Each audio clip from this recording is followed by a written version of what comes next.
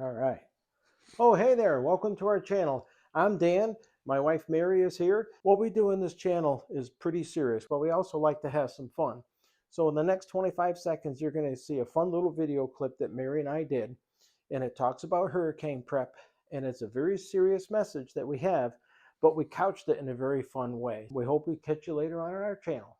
I have no idea what to pack for an evacuation for a hurricane that's coming. Do we take this toolbox? What about our suitcases?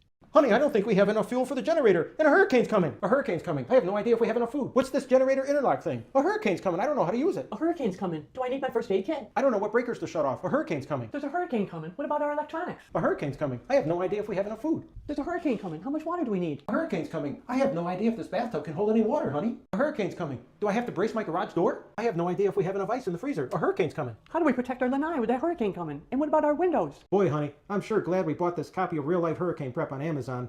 It's answered all our questions and then some.